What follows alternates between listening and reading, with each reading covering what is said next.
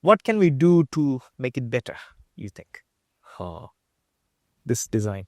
I mean, ideally, let's stick to this design because it's already giving us pretty good results, right? Can we do something here? You asked me why it's open loop current sensor. Are you saying there's a closed loop? From the title, that's what I guessed.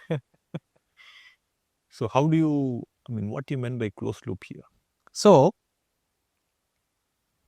this is a closed loop system. What are the differences you see here, Bobby, compared to the first one? So, is there a coil on the core? Correct. Okay. And then you are sending some current through that? Correct. For what? So, no, we are not sending a current through the coil. So, here you have your input current, right? Got it. The core is the same. Yeah. It converges the magnetic flux here. Okay. Now, this is a technique that's based on negative feedback concepts. Yeah. Right. So, you also have a secondary winding. That's what, sir. Right. You are sending some current through that. Yeah.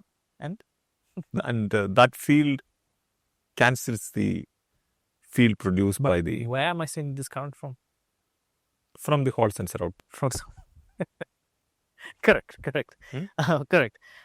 So, I mean, if we go step by step, right now you have the current to be measured is flowing through this conductor. Yes. Okay.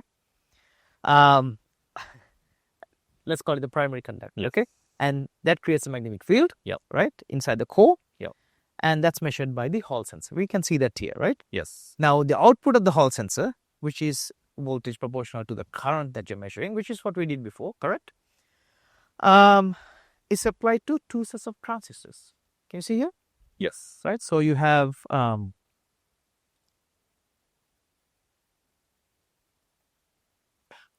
yeah, because I think that is.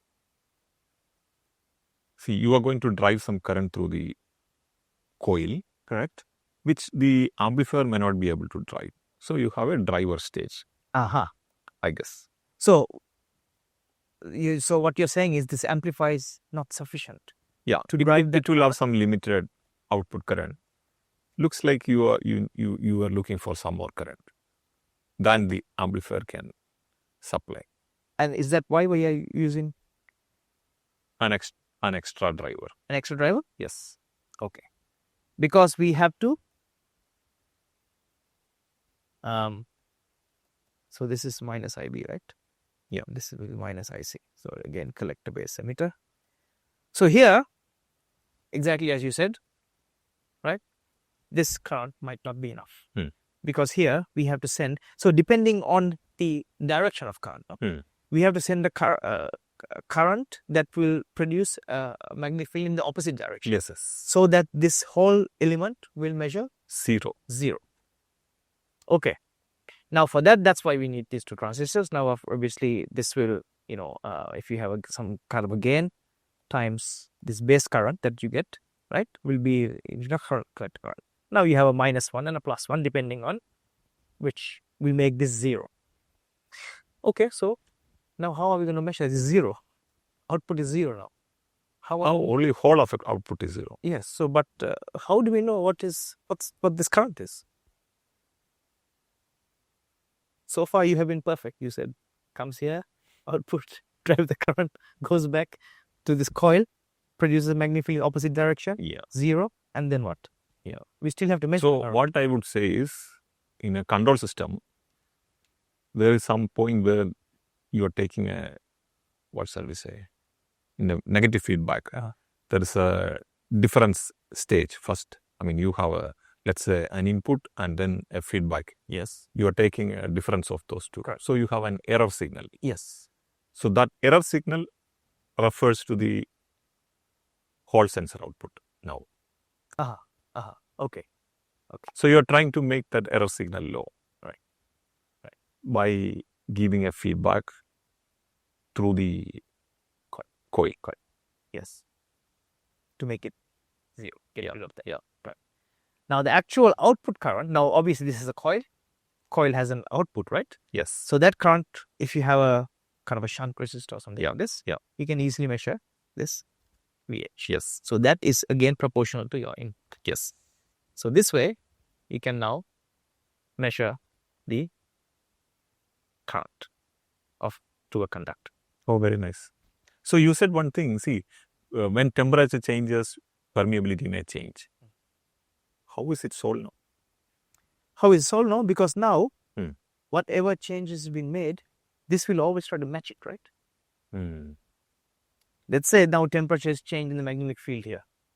But then you have feedback loop, which is saying, oh, the magnetic field has, let's say, increased by whatever, 10%. Then here, from here, that current will also increase to match that, right? Whereas before, we did not have that. We were just taking the output, that's it. Okay.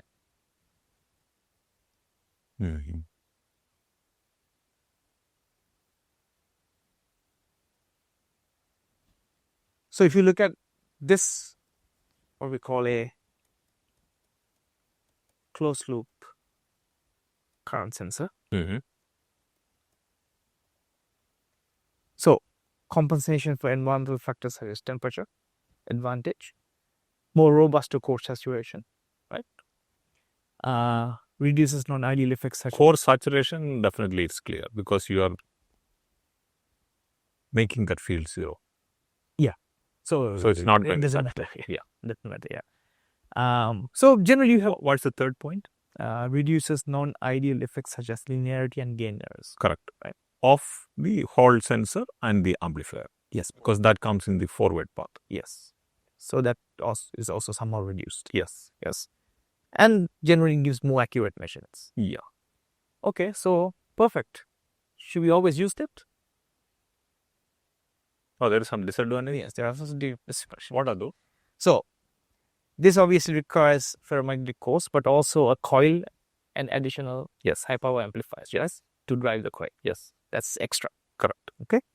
And also these additional components lead to a larger PCB area. Yes. So it's probably larger than the open loop system. And because of that, it's more expensive. So no pain, no gain. No pain, okay. But then I think for most applications, right, open loop gap current sensor would be do. Yeah. That's what I think. Yeah. But if you want to be super accurate, maybe a closed loop current sensor. Yeah. Is a better option, I think. Oh, by the way, this is what the Hall effect current sensor looks like. You can see, right? This is one with the core, with the windings, and this is just with the core. And there's some space here. This is connected to some, I guess, an amplifier maybe. Could be a handheld one also. Most probably open loop, this kind of thing. Yeah. I think this type of Hall sensor current probes are there, but there are also other ways to measure current. You mean using some other sensors? Yeah. Yes, of course. Yeah, of course. I mean, even a search coil should be able to. Or flux gate. Right? To make it small enough. In fact, this kind of design you can make with some other sensors and other principles. Exactly. Right? Not just the Hall sensor. Yes. But I think the Hall sensor is very versatile. Yeah. Which is probably why they use. So what I mean is this photo. It could be Hall sensor, but there could be other also. Actually, I got this from two Hall sensor manufacturers. Companies. But you're right. This inside could be some other sensor. Mechanism also. Actually, mechanism rather than sensor. Yes. That's true. I agree. Well, that's all. Hall sensors. Right.